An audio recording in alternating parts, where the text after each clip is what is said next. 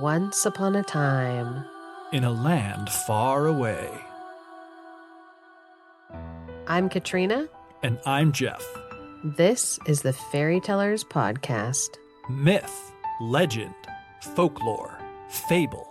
We explore what they say about cultures then and now, Grab a hot cup of cocoa and a comfy seat while we tell you a tale.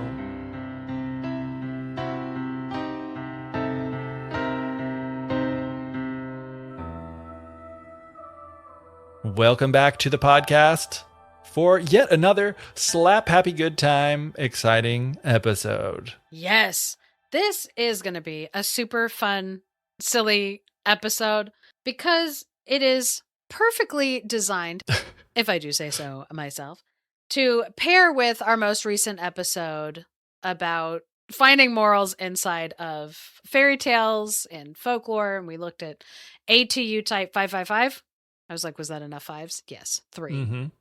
That was the fisherman and his wife. And we were talking about like, oh, see, this is a good tale where you can like kind of moralize, or the brain has the tendency to try to like find a meaningful message inside of a tale, which if you get something meaningful out of today's stories, God bless you. Good for you. We dare you to, actually. Because you explicitly set the challenge of finding stories that were unmoralizable. Yeah. Or ones where it's a little more clear to see, like, yeah, this one. They weren't trying. They weren't trying to. It really was like a story for the sake of telling like a fun, ridiculous story, like for the entertainment of a tale, whether or not, you can still get stuff about the culture or the reasons why people like to tale goes a little bit more beyond just the simple answer of like, oh, entertainment.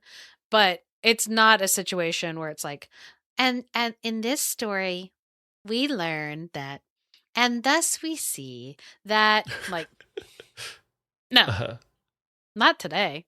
If you get something out of the stories today, that's great. But hit us up on Instagram and tell us what you got.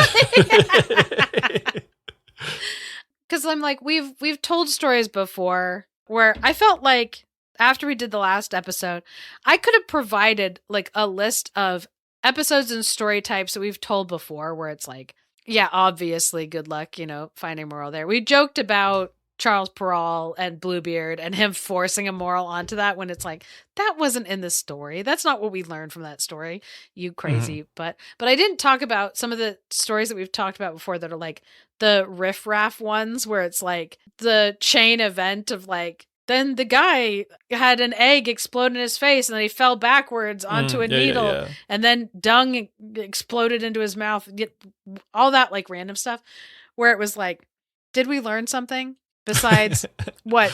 Don't let anthropomorphic dung stay in your anywhere near you. Yeah. Yeah. Like, okay. I don't think that's a lesson that we need to learn. You know what I mean? I think that just comes pretty naturally to most of us. Yeah. That's what like I liked in the last story Could with be wrong. The fisherman and his wife when the fish was like, please, I'm a prince. Let me go. I've been enchanted. Please don't kill me and eat me. And the guy was like, yeah, I wasn't gonna eat a talking fish regardless. Like he's like once the thing was anthropomorphic that wasn't supposed to be, he was like, and we're out, we're done. That was a little too close to human for me. So yeah, if a talking pile of dung comes to my door, don't eat it.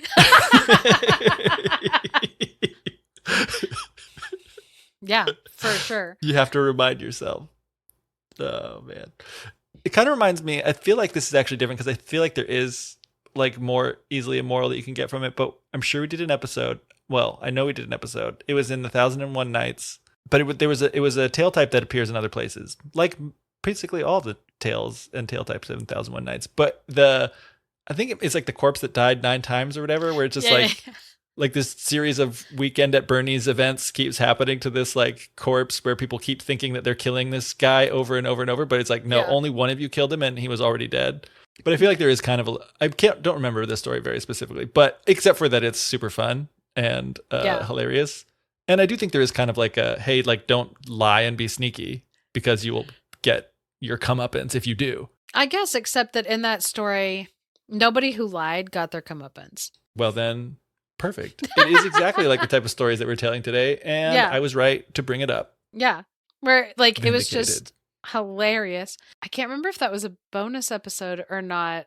But it has to be a bonus Yeah. episode because every single time I bring up one of these episodes that I was like, I love that episode. It's so great, so funny. It's always an episode. I, for some reason, can't mention episodes that are just regular episodes. Yeah. And it's not even on purpose. I'm not even trying to plug our Patreon, which you can go and support. And there's a whole back catalog of all these great episodes that apparently are very memorable because I can't resist bringing them up here on the podcast. Yeah. But it was, I think, like the first time that we came upon that tale type, it was one that is like found within the 1001 Nights, except I think the ones that we retold were one from England and one from Japan. That sounds right. I think I just brought up that when I was a kid and read the 1001 Nights for the first time, that's a story that I remembered. Oh, maybe, yeah. From then. Maybe like when we were doing that. But no, I'm like, it 100%. It's a great example of that, where it's like a story where like hilarity ensues, and maybe somebody could at the end of that be like, and that's why, you always don't punch somebody in the face before you've talked with them. I'd like, somebody I'm sure could think of like something, but it's just hilarious because it is a situation where it was like somebody comes home, they think their wife's having an affair with a guy, they hit him over the head, and it turns out it's like the mayor of the city, and they're like, oh no, and the wife was like, we weren't having an affair, but like he was putting the moves on me and you saved me from him. And they're like, great, now what are we going to do? And then they get this like guy who's like the wise man of the village to like come and ask him what to do, and he's like, don't mind me. And so he takes the body and he puts it somewhere else where somebody else comes upon the body and then thinks it's a creeper in the bushes, so whacks him in the head with a shovel and he falls down, and they're like, oh no, I killed him. And it's funny because he was already dead to begin with. And then they call the wise man, they're like, come and help us out. And the wise man's like, oh no, you killed this guy, here, I know what I'll do. And he like takes the guy home, and the guy is like calling up, and like his wife comes to the door. Is it a bonus episode? It is a bonus episode. Bonus episode number 24. So enjoy. Good thing you're basically giving a like summary a quick summary of it. And so like the wife is like, oh, you dirty philanderer, you're not allowed back in my house, like I hate you. And then like the wise man like from the well is like, please wife, let me upstairs. And she's like, no, why don't you just jump in a well and die? And so then the man just flips the body down into the well, and then the wife like comes running out of the house and is like, oh no, he's been drowned in the well. And then she calls the wise man, he pulls the guy out of the well, and she's like, oh no, he's dead.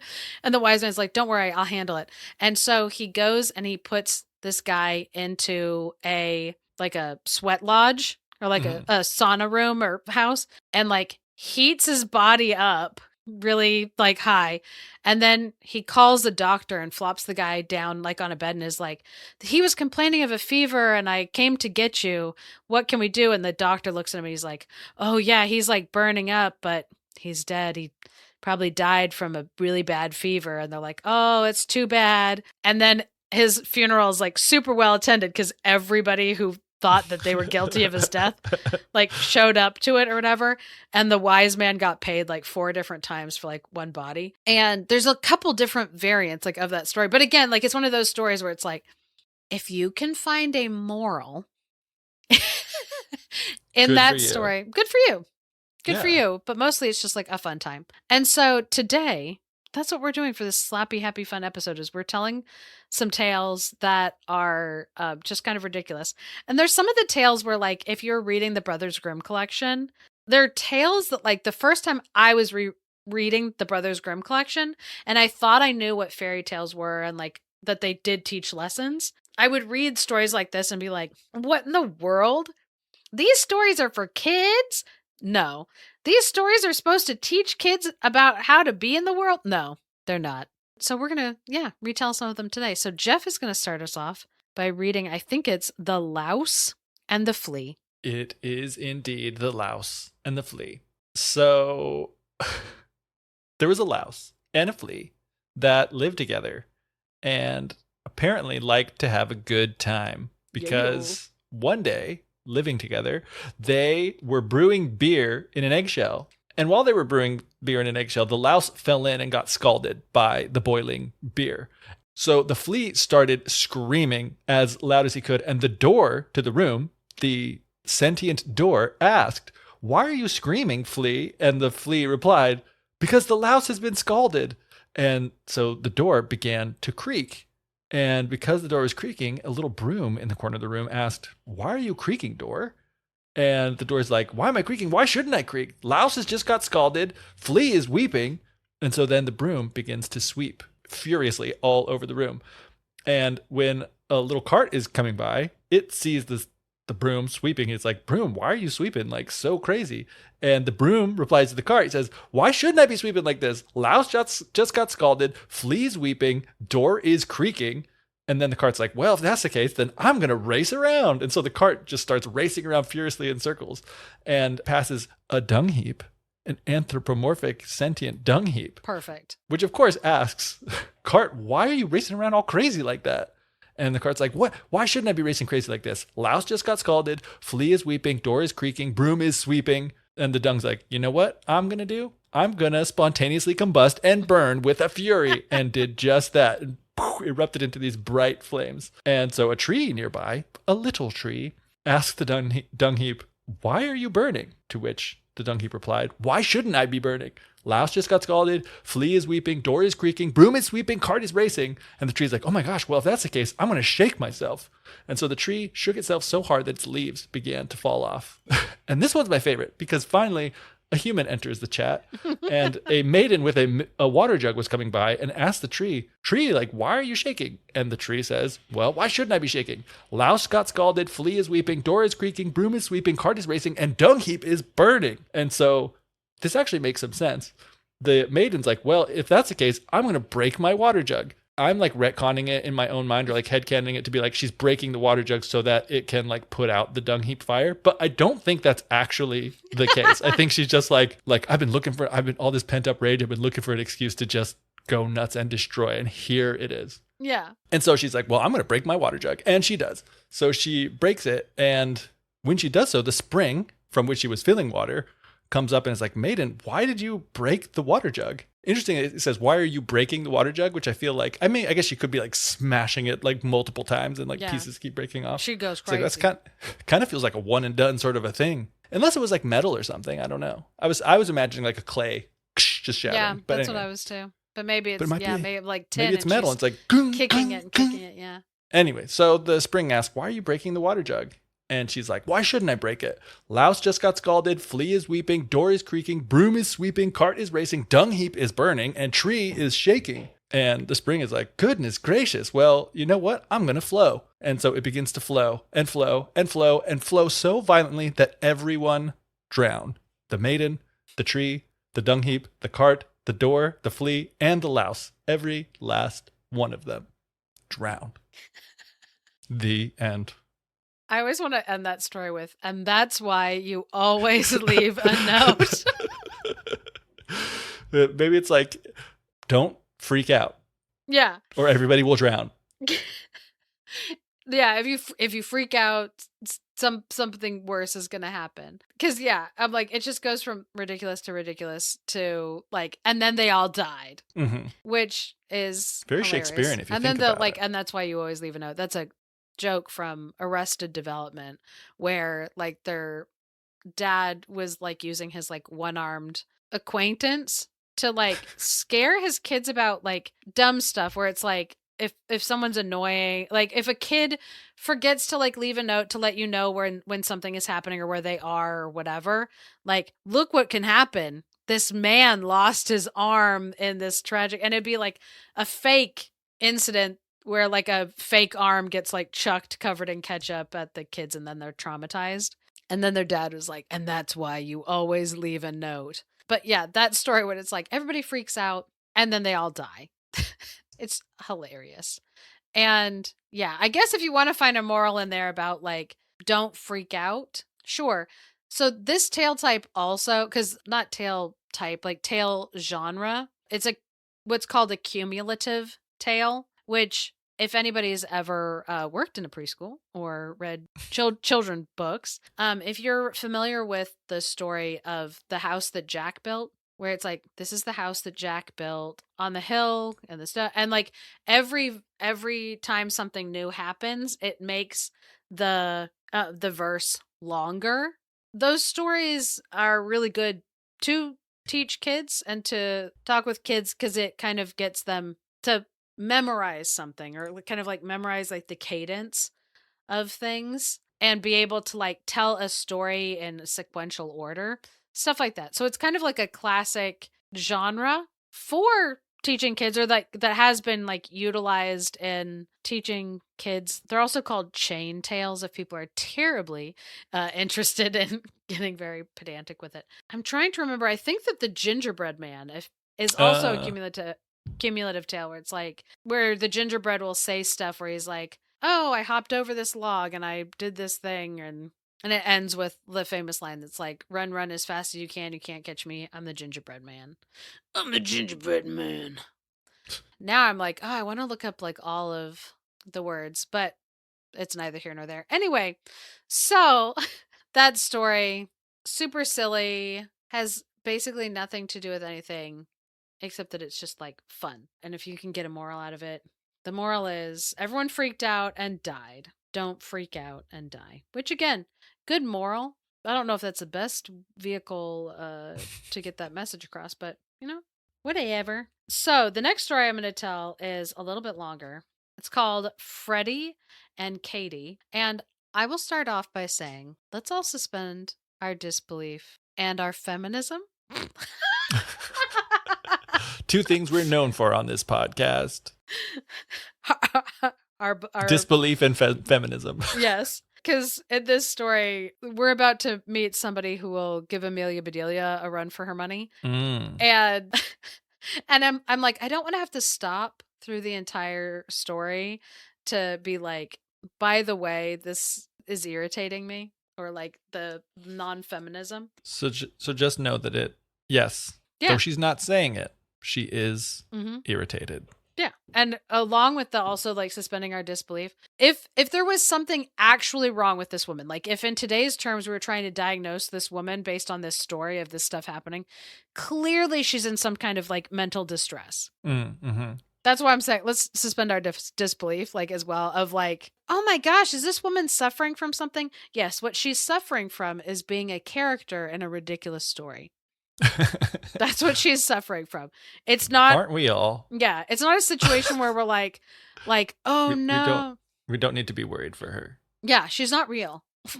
Yeah, she doesn't exist, and she's not exhibiting like real symptoms that need a real diagnosis in this story. So with all of that being said, there was once a man named Freddy and a woman named Katy, and that's why this story is called Freddy and Katy, the titular characters. When is this story from? This sounds like it's from like 1993. No, I know. Freddy and Katy? Yeah. It's Grimm's I'm Brothers. pretty sure I was in third grade with them. Oh, yeah. Grimm's Brothers? This is, this is from the Grimm's Brothers collection. Wow. Sorry. All the stories that we're pulling from today, Grimm's Brothers. Oh, is that a Grimm's Brothers one I just told? Yeah. Yeah. I didn't know that. That makes sense. Yeah. It is interesting. It's one of those things, it went around somewhat recently, this whole thing about like Tiffany, how the name Tiffany sounds like so modern, but it's actually like way older than we think that it is. Yeah. Because I think there's like a character in Shakespeare named Tiffany. Something like that. I can't remember the details. Yeah. But yeah, so it's like Katy, Freddy, Tiffany. And writers call it like the Tiffany problem. Because, I mean, so I'm like, side note on that too. I've had a similar experience where I'm reading a story, like a folktale, and they mention umbrellas. And I'm like, well, how old can this story really be if we're talking about umbrellas? Because aren't umbrellas fairly new?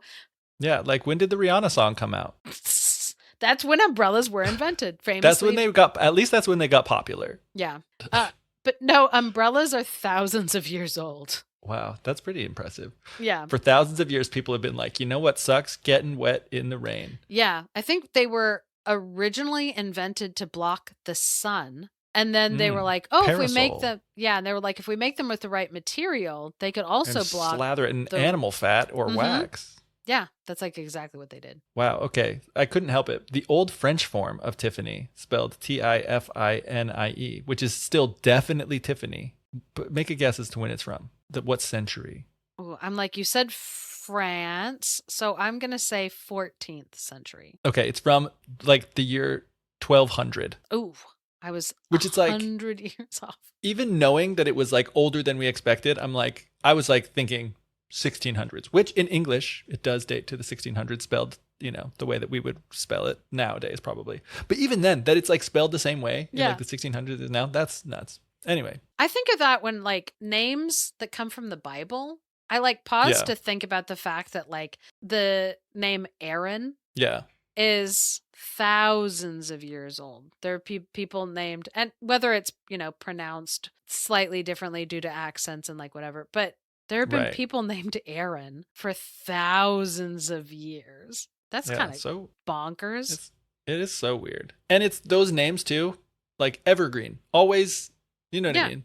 Abraham, like there's some names Isaac. that you're like, that's a grandma name. You know what I mean? Yeah. But like the ones that are like the oldest names that we know are the ones that like never feel like an old person name, that like no one would name a baby that anymore. Yeah. Because like right now, the only time you'll meet somebody named Opal, they're either 95 or 2. 7. Yeah.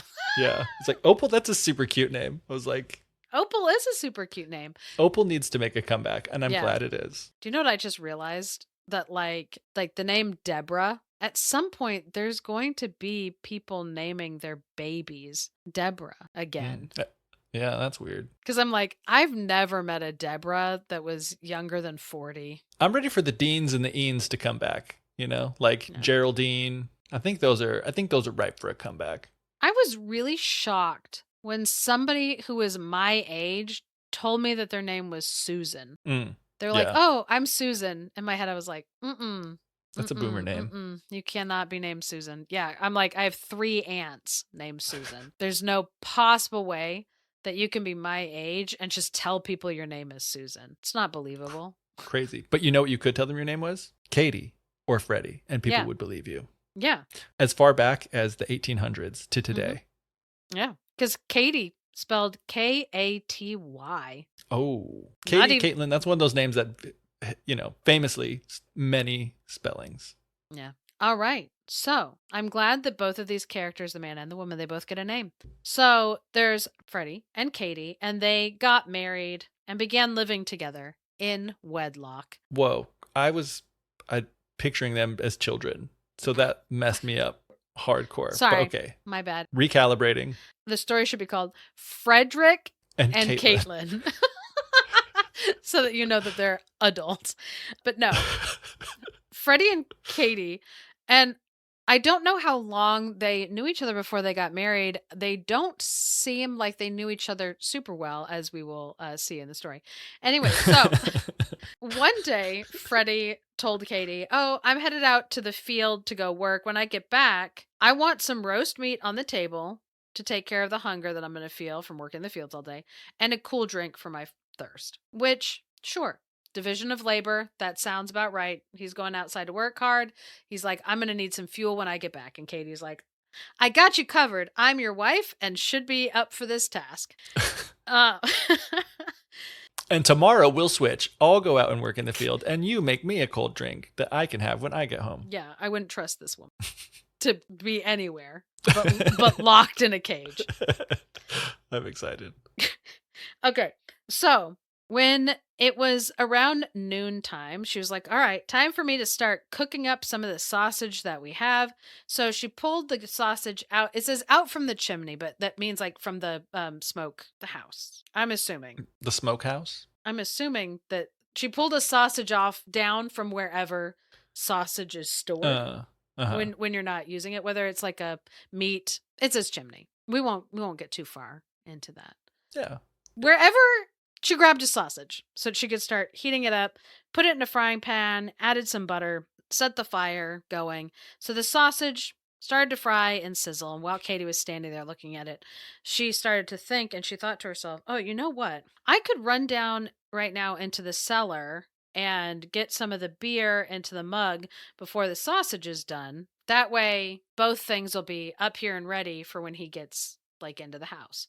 Which so far I'm like, that's good logic, Katie. You're doing it. So she moved the pan in such a way so it wouldn't like tip over, grabbed a tankard for the beer that she was going to get from the basement, and she went down into the cellar and started to draw the beer. And as the beer was flowing down into the tankard, Katie was looking at it and she suddenly was like, oh, wait, the dog is upstairs and he's not tied up. He could get to the sausage from the pan. Yeah, he could. She's like, it's a good thing I thought of this before disaster ensued.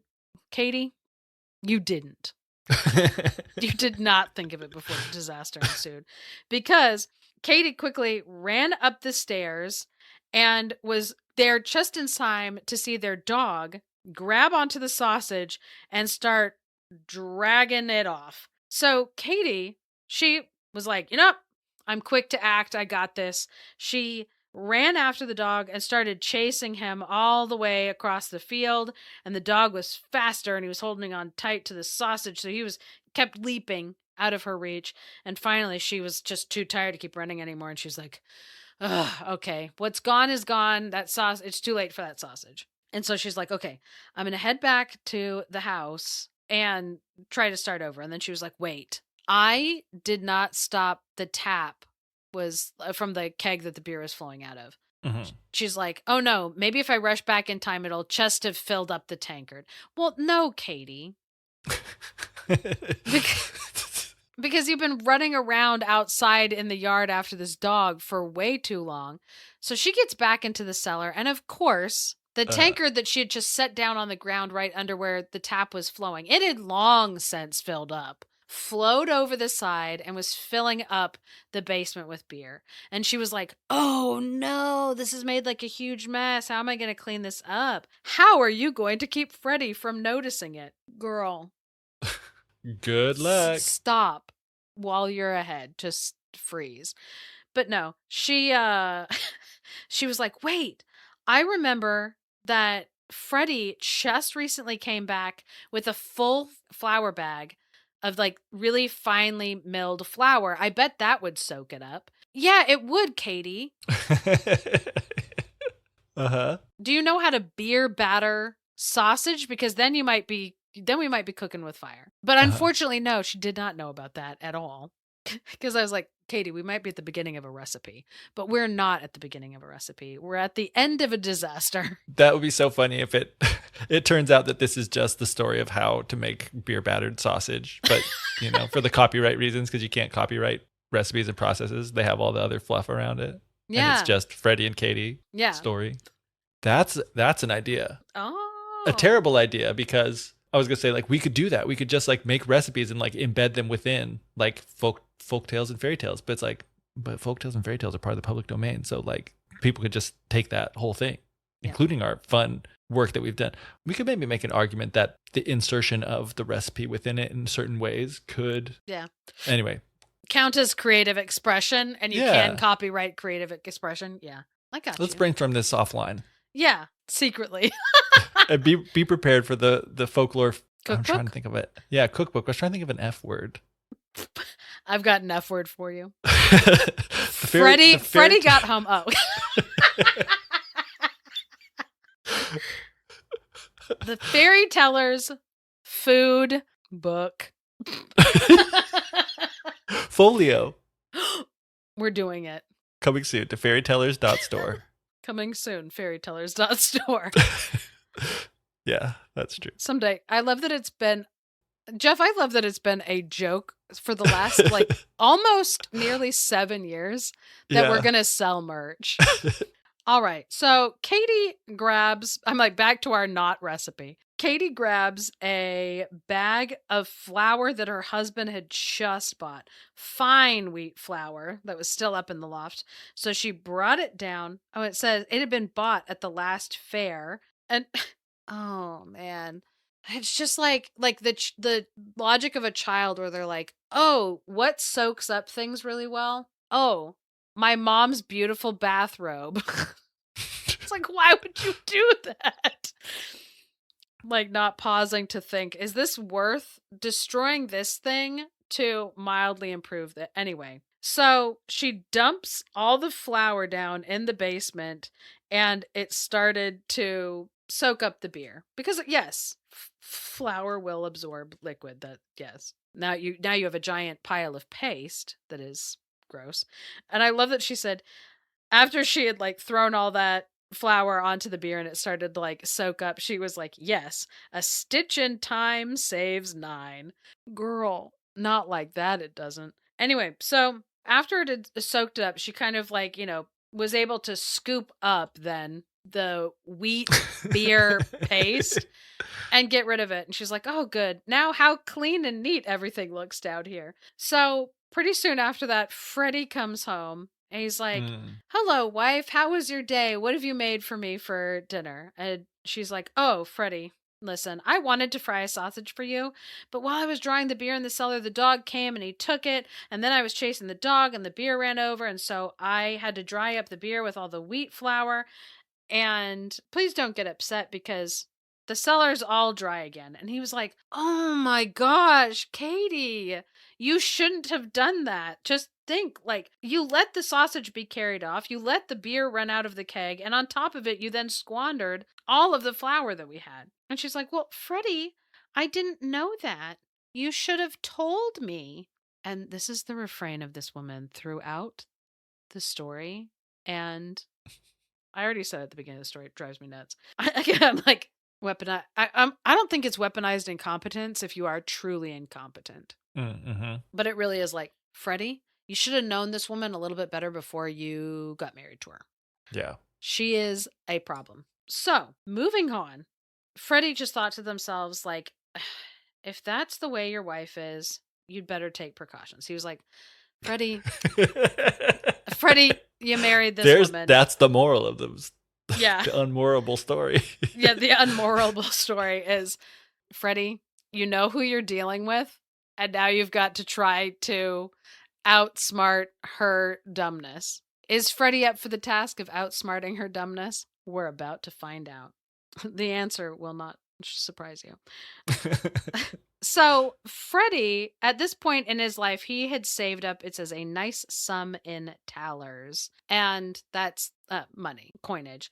And he decided that he was going to change the sum that he had like saved up to gold. And so he went to Katy and he said, "Look, these here are yellow chips. And I'm going to put them into a pot and bury them in the stable under the cow's manger.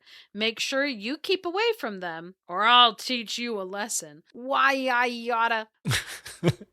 Which I do want to say, like, in our modern day, what he's doing sounds like absolutely crazy pants, except when you consider that there were not banks, or banking institutions were like not a thing where people could just like keep their money safe. And so after you save up a certain amount of money, it was smart to put the money into something like gold in case something happens and like your government collapses and thalers then are worth less than they are, if that makes sense. So what he is doing, converting it to gold and then burying it, this is actually why back when we talked about the historical perspective, like earlier in the year, of like looking at fairy tales through the historical like perspective, the idea of like finding buried treasure, like randomly finding buried treasure, it was not that like outlandish because people were always burying their life savings so that they could like find it later.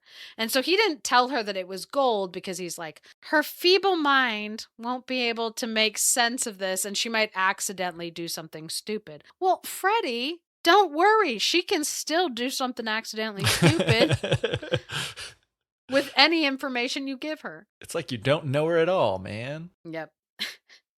So buries those in the stable under the cow's manger. She's like, "Don't worry, Freddie. I promise you I won't touch them." And she does keep her promise. Oh, good. So pretty soon after that, Freddie went away to do some, I don't know, buying and trading cows. It doesn't say what he went to do, but he was gone for a while. And some peddlers came to the village and they were selling clay pots and bowls. And they asked Katy whether she wanted to trade for them. And she's like, "Oh my gosh, you're so kind. Thank you for asking. I don't have any money, So I can't buy anything because my husband doesn't trust me with the cash money. But if you could use some yellow chips, I'll trade you some yellow chips that I have. No, Katy. And the guys were like, yellow chips? Why not? We'll take a look at them first to see if it's something that we want to trade. And she was like, oh, okay. Well, so I'm not allowed into the barn because of my bad behaviors. She doesn't say that, but she's like, I'm not allowed in the barn. But if you go and you dig under the cow's manger, you'll find a jar of these like yellow chips. And then you can look at them. I'm not allowed to go in there. So these men went and they dug up the ground where she told them to, and they found those yellow chips. They found pure gold, and they were like, you know what, ma'am? We would be willing to trade you for these. These do seem like they're nice. And she was like, oh, goody, that's great. So they gave her the pots and the bowls, and they took the yellow chips, the gold, and left. So Katy thought she should go and try to make use of her new kitchenware. But since she already owned enough pots and cookware that she needed, she was like, oh, do you know what I could do with these new ones? I could knock the bottoms out of all of the new pots and hang them on the fence poles as ornaments. And so that is what she did. So when Freddy came home, he was looking at his fence and he was like, why are there busted clay pots and bowls on my fence? That is crazy. So he came in to the house and he was like, Katy, what have you been up to? And she's like, oh, well, Freddy, I bought all of these pots and kitchenware with those yellow chips that were buried out in the cow's manger. But don't worry, I didn't go near them. I made sure that the peddlers were the ones that pulled them out and not me. Very good, Katy. He was like, oh, wife, what have you done? Those weren't yellow chips. They were pure gold. That was our entire fortune. You shouldn't have done that. She's like, well, Freddy, I didn't know that. You should have told me before. Which, no, he shouldn't have told her where they were buried. Where it was, period. Yeah. Why would he do that? Sir, buddy. But yeah, she's like, you should have told me that before. So, says Katy stood there a while and tried to think of something. And finally she said, listen, Freddy, we can get the gold back. Let's run after the thieves. And Freddy was like, okay, let's try. Can you grab some butter and cheese so that we have something to eat along the way while we're going after them? And she's like, yeah, Freddy, I can take some along with us. And so they set out on foot. And since Freddy was faster, Katy trailed after him, which, Freddy, don't leave her unattended in the woods.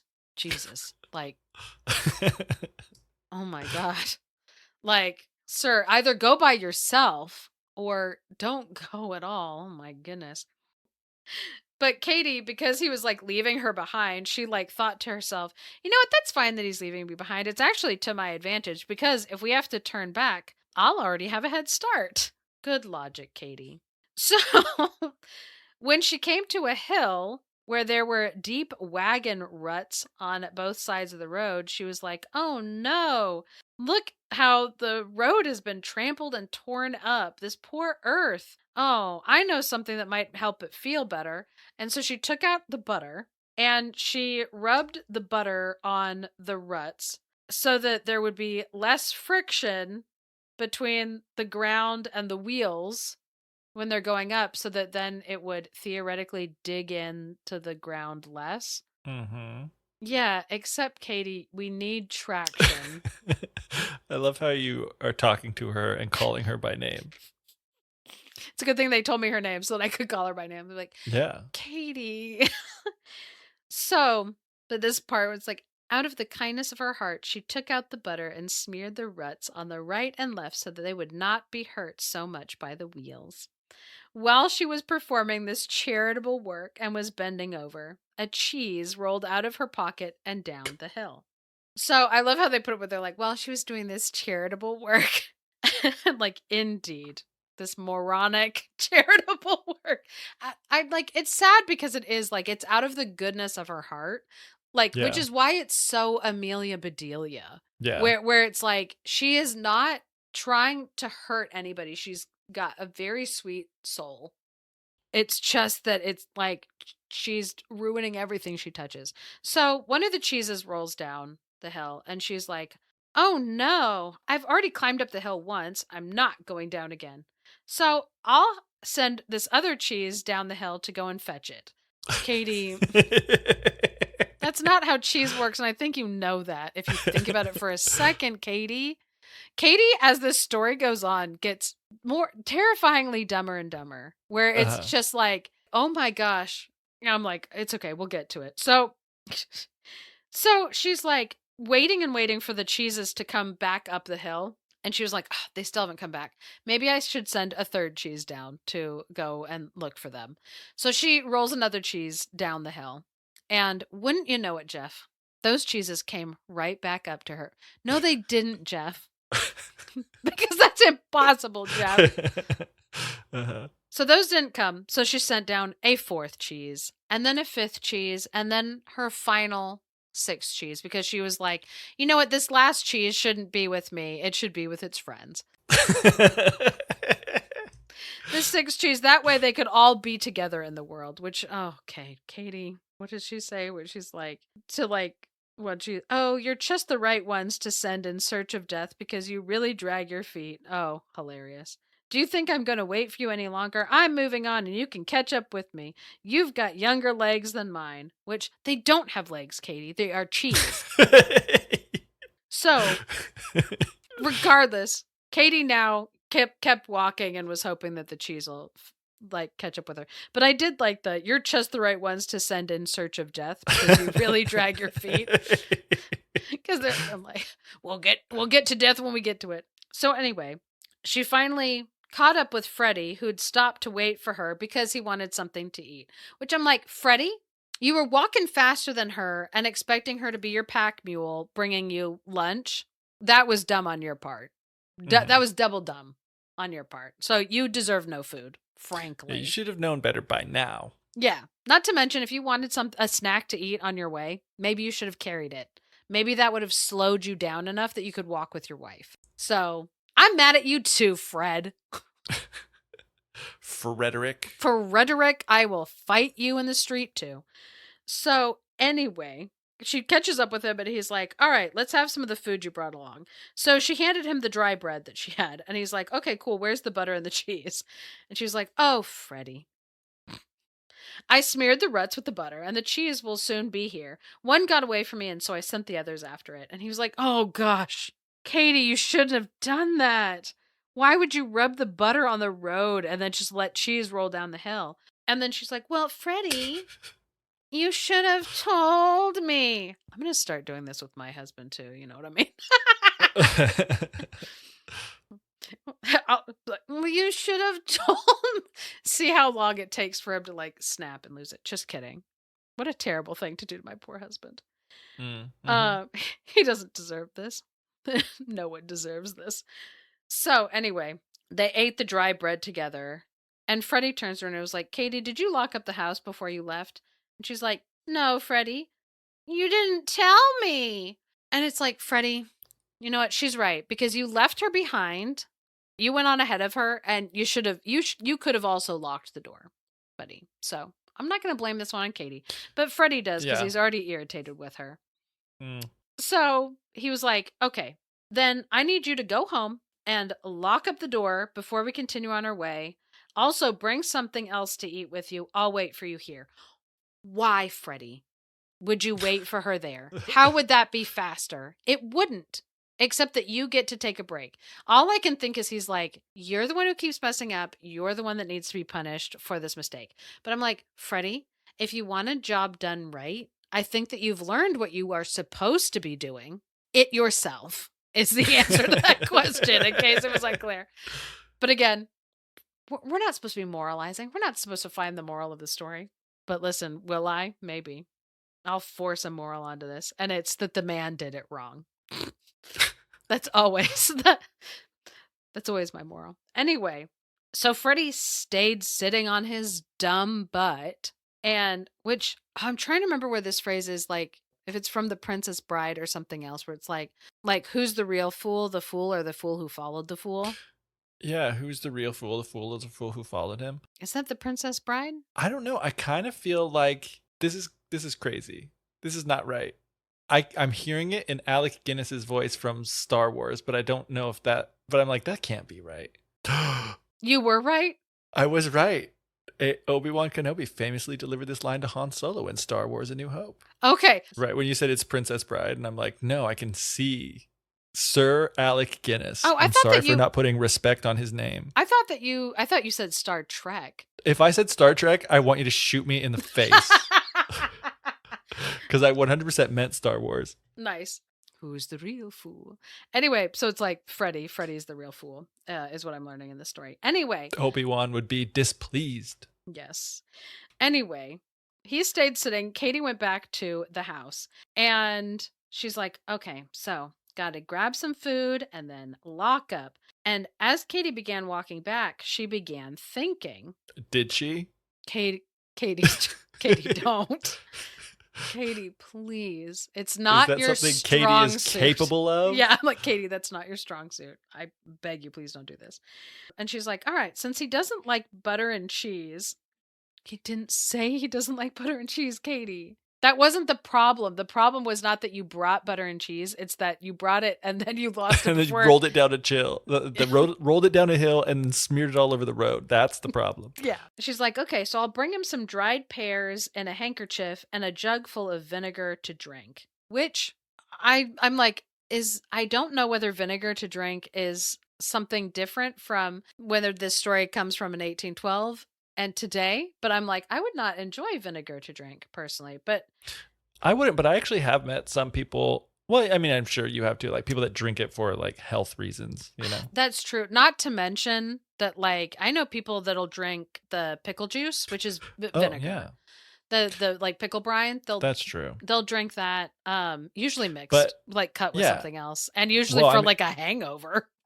Even just like the pickle brine itself, though, it's like it's got salt and sugar and some other like spices. So yeah, it's vinegar, but it's flavored vinegar. Yeah. I would argue that's marginally better than just chugging it straight. A jug full of vinegar. All right. So when she was about to leave the house again, she bolted the upper half of the door and then took the lower half off of the hinges. Then she carried it on her back because she thought the house would be safer if she kept the door with her.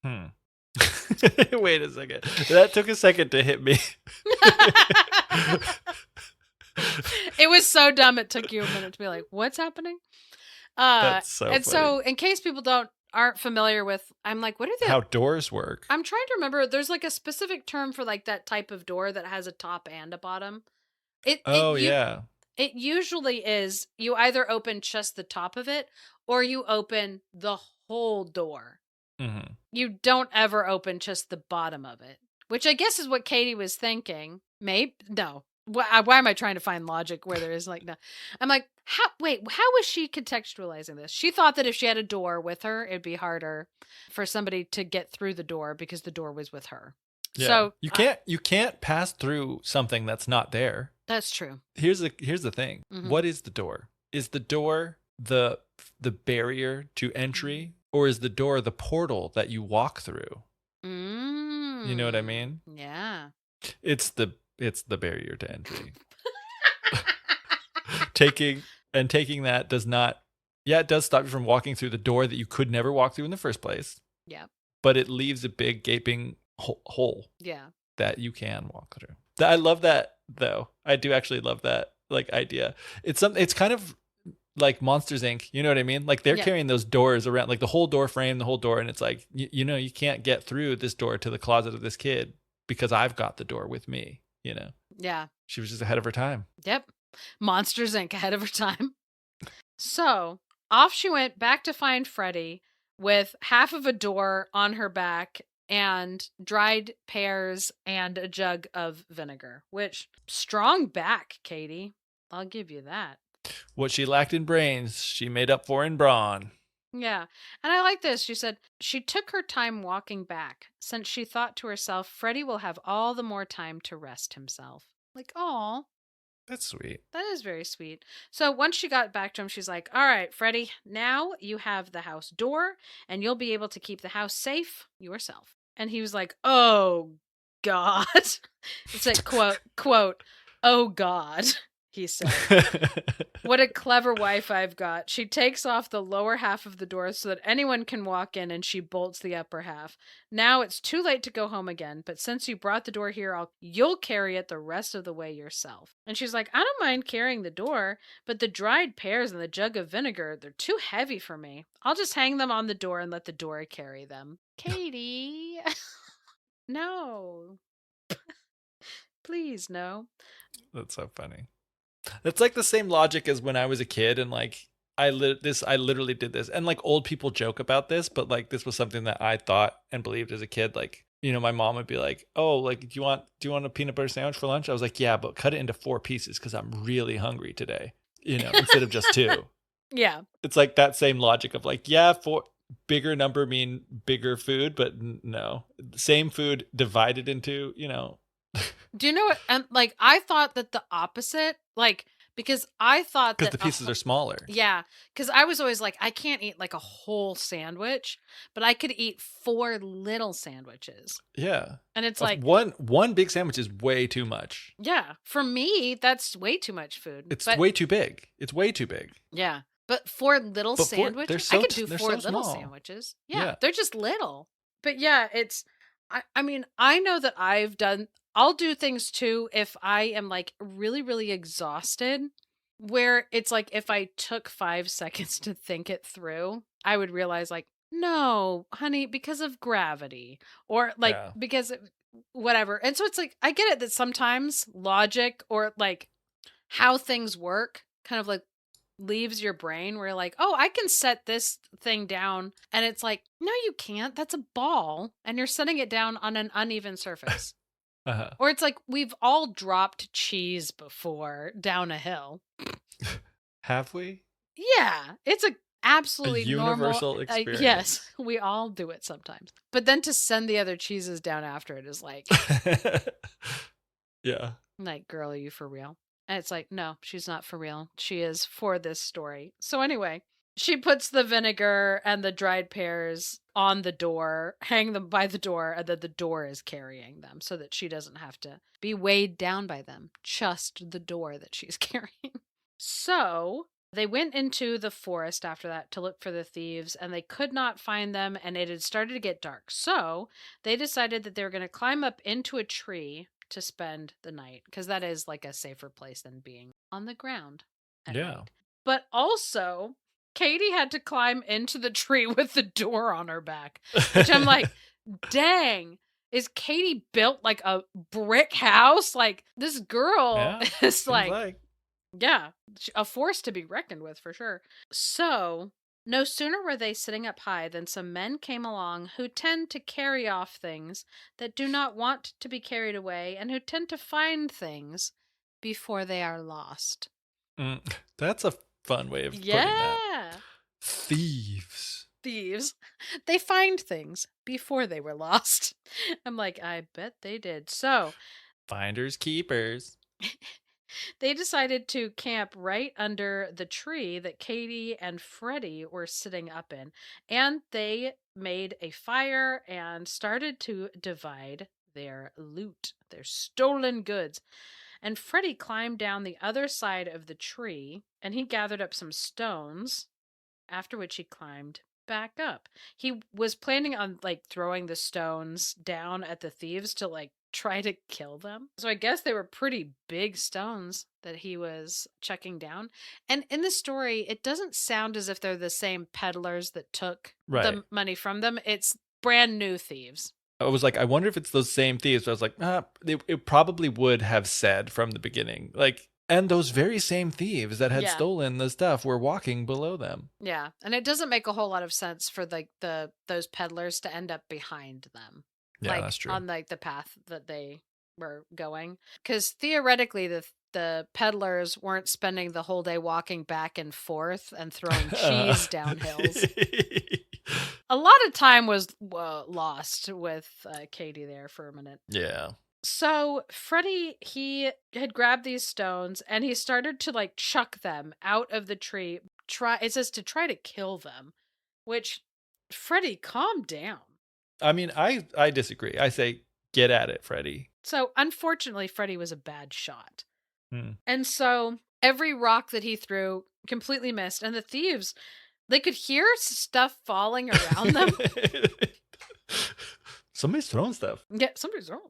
But it was really dark out. And so they were like, oh man, like I guess maybe the wind is kicking up high in the trees or something, and the wind's knocking down the pine cones. And so Katy up there was still with the door on her back that she'd climbed up into a tree with it. Girl, you nuts.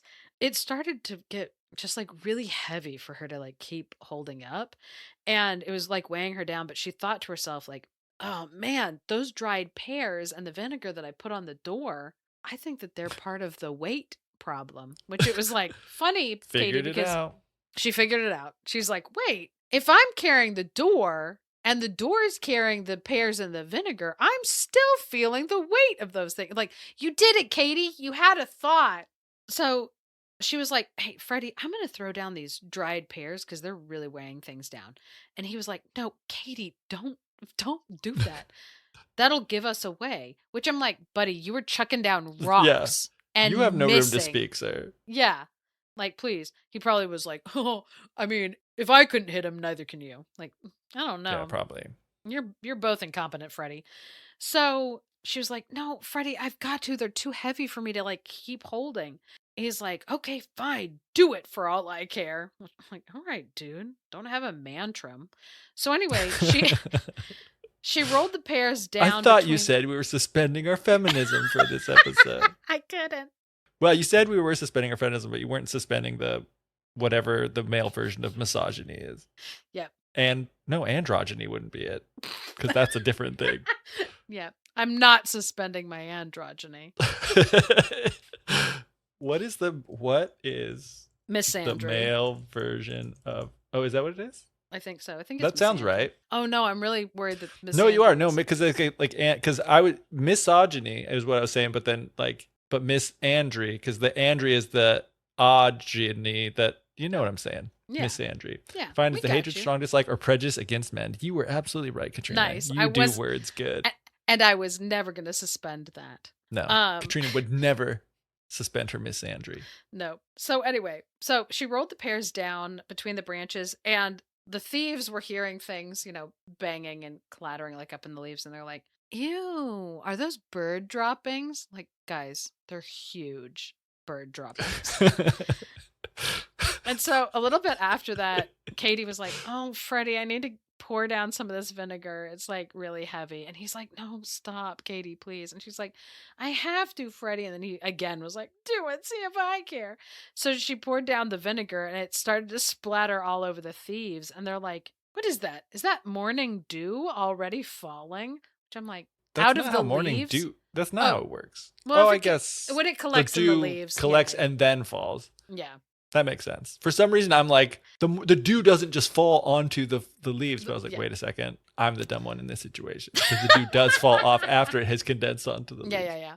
Yeah, because they're like laying down under the trees. Yeah. Like trying to sleep. And so they're trying to figure out, oh, is that morning almost here? So finally, Katy thought, could it possibly be that the door's been weighing me down this whole time? And she's like, Freddie, I'm going to throw the door down. And he's like, Katy, please don't. That will definitely give us away. Which I was really hoping that she would just drop the door and it would fall on these guys. And hit all of them at once. Yeah, like crush them. That's what I was hoping and thinking was going to happen, but I guess not. Please, Katy, drop the door. But he's For like, once, succeed at something. Yes, we just were rooting for her so much. And so she was like, no, Freddie, I've got to. It's just too heavy for me. And he's like, no, Katy, hold on to the door. Which I'm like, Freddie, how about you hold on to the door? Yeah. If you want it so bad. Anyway, so she's like, no, I'm going to drop it. And he's like, fine, let it drop for all I care. So the door fell down with a massive crash and the thieves like jumped up like out of their skin. And we're like, the devil's coming down the tree. Which, guys, calm down. Don't panic. If we've learned anything from the Louse and the Flea. But I'm also kind of like, on a metaphorical level, they ain't wrong. Yeah, the devil is coming down the tree. The devil works through Katy. mysterious ways. The devil works in mysterious ways. Her name is Katy. So they jump up and just like bolt off, and they leave everything behind them. So as the sun comes up in the morning, Freddy and Katy come down the tree, and they found, it says, found all their gold again and carried away. But I'm like, I think it So it was the same ones as before. I think it was they found all of the robbers' gold, all of the thieves. But that just makes sense. My translation interpretation of it. But so either way, they got gold, whether from these thieves or the thieves that had originally thieved from Katy, hard to tell. So when they were home once again, Freddy was like, Katy, you've got to be industrious and work hard now. Her problem is not that she's not industrious. No, she's too industrious. Yeah. She's too creative in her problem solving and too, industrious to not try her creative solutions. Yeah, because I'm like, this girl's working hard. Yeah, too hard. Too hard. Even when she's trying to make things easier and still not. Yeah. Like having the door carry the weight that she is carrying on the door. Yeah. When she's like, I'm going to make my husband dinner. And then she's also trying to be like, I bet there's a faster, easier way I could accomplish this. It's like, Katy, don't. Do it slow and correct. Don't get creative, Katy. Slow is smooth, smooth is fast, or whatever Yes. Slow is smooth and smooth is fast. So anyway, he's like, you need to be industrious and work hard. And she's like, of course I will. So I'll go out into the field and I will start cutting down the stuff that needs to get cut down, like in the field. She's like, you know what? Maybe if I was working the field, like, Katy, please no. So she went into the field and she was like, should I eat before I start cutting or should I sleep before I cut? I think I'll eat. So Katy ate and got tired from all the eating that she was doing out in the field, which confusing to me. So when she started to cut some of the fruit, and when they say the fruit in the field, I don't know what fields she is working or what they mean by fruit. Mm-hmm. So she started to daydream. And here is where I feel like Katy is having what I would call a dissociative episode. But we don't need to diagnose her because it's just a story. So Katy, she started daydreaming and she started to cut her clothes to pieces. Her apron and her dress and her blouse. But then snapping out of her daydream, she stood up half naked and said to herself, is that me? Or is it someone else? Oh, that's not me. And I'm like, Katy, this is weird. Katy, you're not right.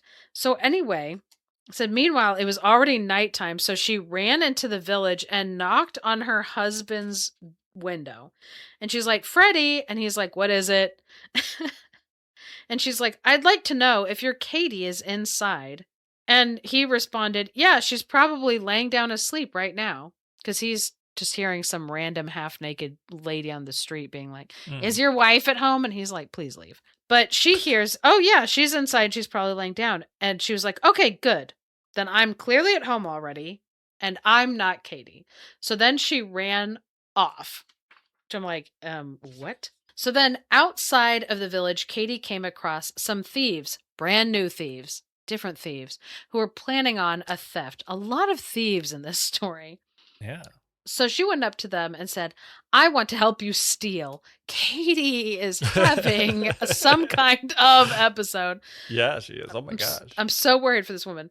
So the thieves were like, okay, maybe this lady knows her way around the region and she can like help us out. And so Katy went in front of the houses and called out, hello, folks of the village. Do any of you have anything you want stolen? And the thieves were like, what the crap is wrong with this psychotic lady? This ain't how we do it. And they were like, oh no. How do we get rid of this lady? How do we like ditch her? And so they were like, hey, listen, there's like a turnip patch that's owned by a parson just outside of the village. We need you to go there and start pulling up some turnips for us. It's really important that you go over there and start pulling up turnips for us. And she was like, oh, okay, yeah, for sure, anything. So she went out to the patch and she started yanking up all of these turnips. And then it says, but she was so lazy that she remained in a crouched position, which I'm like, lazy, or she like was on the ground, like on her knees, pulling them up so she didn't have to be bent over. That just seems smart to me. Anyway, so a man came by and he stopped because it's late at night and there's a half naked woman grunting around on her hands and knees in the Parsons turnip patch. And so it says he thought the devil was tearing up the turnips in the patch. What did I say? What did I say? The devil works in mysterious ways, Katy. That's right. So he ran over to the parson in the village and was like, Parson, you have to get back to your house quickly. The devil is in your turnip patch and he's tearing up your turnips. As the devil so often does. Mm-hmm. The devil's in the turnip patch, as they always say. Or is that the details? Yes. Anyway, so the parson was like, "Oh no, I've got this." It says, "I've got this lame foot, and I can't run out to banish him." And the man was like, "Don't worry, I'll carry you on my back." And he grabbed the parson and ran piggyback style back to the parson's turnip patch with the parson. And when they got to the turnip patch, Katy straightened herself up, which really gave him a fright because, again, half naked woman covered in dirt in the middle of the night. In the middle of a dissociative episode. And so when she like stood up like a creature, the parson was like, "Oh my Lord, it really is the devil." And they both rushed off. It said, indeed, since his fright was so great, the parson was able to run faster with his lame foot than the man who had carried him with his 2 sound legs. The end. Oh my. That was an adventure. I loved it. There's a lot that we can get out of that story and apply to our lives. Yep. Don't trust Katy. You can't outsmart a helpful idiot. Yeah. I thought Maybe. you said these were unmoralizable stories.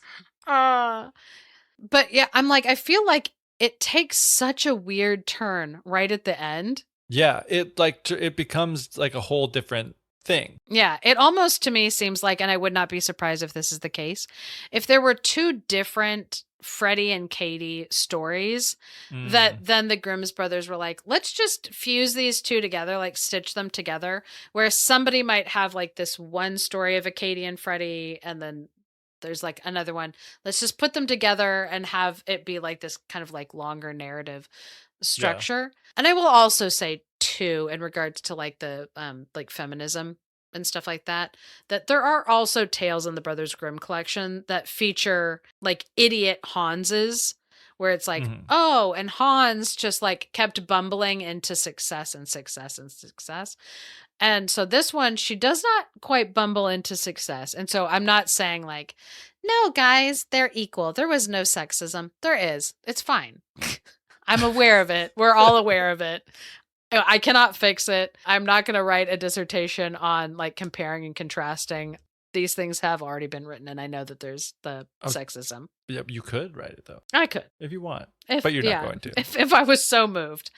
But yeah, to me, it definitely seems like, you know, there's these like different stories fused together, because Katy really took a turn at the end there, where they're like, let's amp up the ridiculousness. She went from like, seriously, where it was like, oh, Amelia Bedelia, to, and if people aren't aware of Amelia Bedelia is a children's book character that takes things literally. And so if you try to use like an idiom or something, or even like homophones seem to confound her as well, where they're like, oh, would you be able to dress the salad?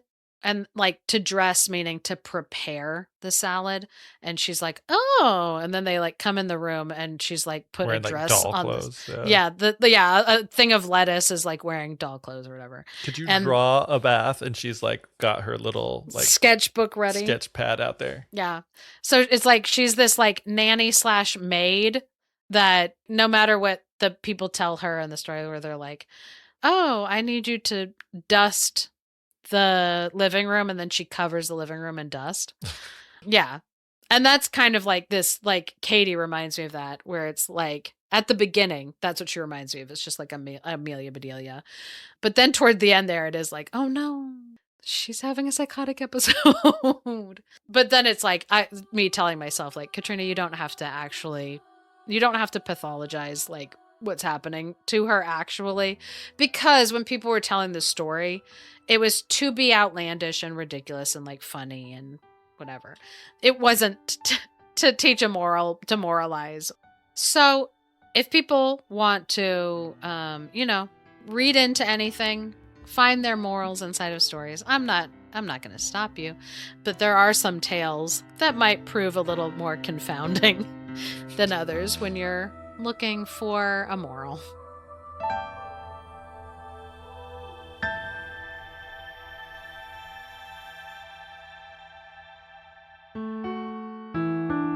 Thank you for listening to The Fairy Tellers. If you enjoy what we're doing, please leave us a review or share us with your friends. For access to exclusive bonus content, consider supporting us on Patreon at patreon.com/thefairytellers. Special thanks to Andy Forey for our music and to Clarice Inch for our artwork. And of course, a big thank you to all our patrons. Without all of you, this show wouldn't be possible. Good stories pay little attention to cultural or linguistic frontiers. The student of story collections find themselves adrift on an ocean of stories, an ocean which is boundless, deep, and ceaseless in motion. Robert Irwin.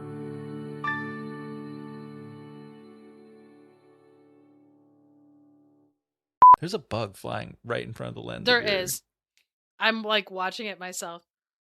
Okay, and now I keep thinking that I've got it and I've like grabbed it, and I'm thinking of like the brave little tailor that was like I killed 7 with one blow, and I'm like, I cannot kill this one fly in 1 million blows.